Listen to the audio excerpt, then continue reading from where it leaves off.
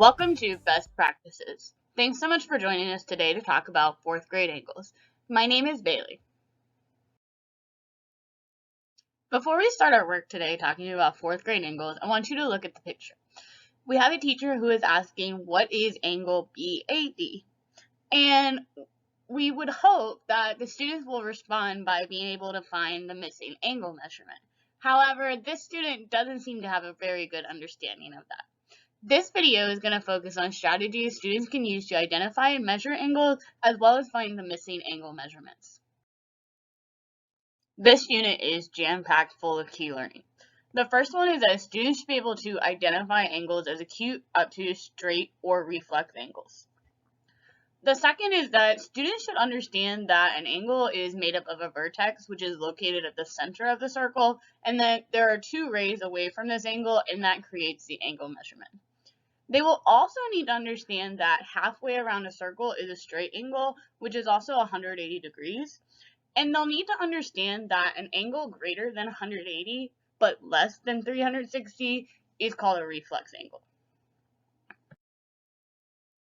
Continuing with the last two key learnings for this unit, students should be able to estimate angle measures and use a protractor to measure and draw angles to a specific measurement. Students will also be expected to solve real-world problems involving an unknown angle measurement. What does student learning look like in the classroom during this 4th grade unit of angles? During this unit, students will identify angles as part of 2D shapes, and then they'll be expected to use a protractor to determine if the angle is right, acute, or obtuse. As students begin to understand how they can identify the angles, they'll move to measuring angles using a protractor, as well as drawing angles. Students should be using their knowledge of identifying angles to estimate the angle measures before using a protractor. Students will then find the missing angle measurements using their understanding of angle measures being an additive. The MTRs throughout this unit are 1, 4, 5, 6, and 7. What does student learning sound like in the classroom? If we were to ask students this first question, how can a right angle help you classify acute or obtuse angles? We want students to be able to explain that the right angle can be used as a benchmark angle to help them estimate and identify other angle measurements. If the angle is greater than the right angle, it's an obtuse angle. If it is less than the right angle, it's an acute angle. The second question is, in what situation would measuring angles be helpful?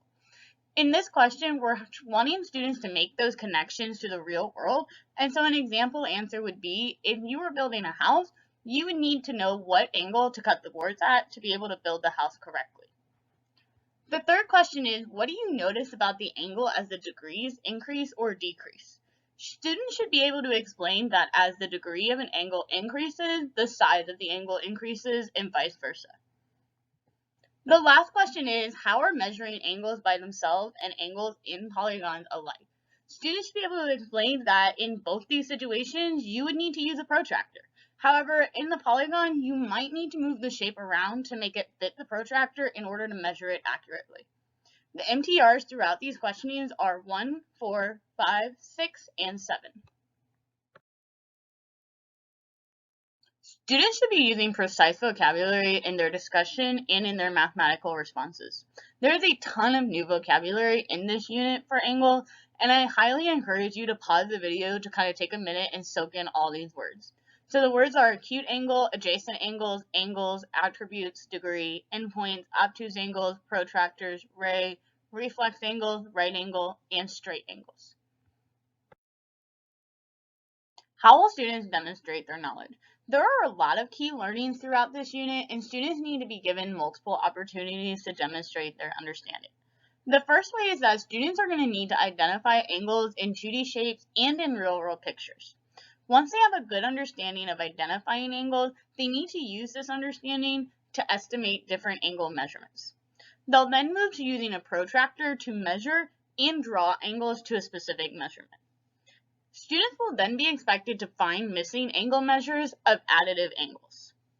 Of course, students can always play games to demonstrate their knowledge, and this is a game straight from STEMscopes. Students are given a tic-tac-toe board with questions that they're going to solve, and if they get it correct, they get to place a counter. The first one with 3 in a row wins the game. The MTRs throughout this unit are going to be 1, 4, 5, 6, and 7.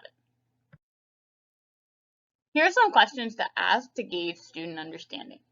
The first is, what is an example of an acute angle in your classroom? Of course, the answers to this are endless, but an example would be that the clock has an acute angle when the hour hand is on the 12 and the minute hand is on the 1. The next question is this angle acute, right, or obtuse? And if so, what does that mean for the measure of the angle? A student could respond by saying, this angle is less than a right angle, so I know it's acute, which means that it's less than 90 degrees. The last question is, if I have a right angle and I draw another ray inside that measures 60 degrees, what would be the measure of the remaining angle? Students should know that a right angle is 90 degrees, and 60 plus something equals 90, and if I know that 60 plus 30 equals 90, the missing angle would be 30 degrees. The MTRs throughout these questions are 1, 4, 5, 6, and 7. Identifying angles is something that students can practice at home. This activity is called I Spy with angles. So what you do is you describe an angle and you ask a student to find something that looks like that angle. So for example, I could say that I spy an angle that is greater than 90 degrees but less than 180 degrees, and what is my angle?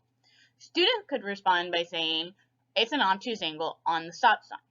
The MTRs during this activity are 1, 4, and 7. Hopefully after this video, you can be just like this angle and always be right. Thanks so much for joining us for our grade 4 angles best practices, and we'll see you again next time.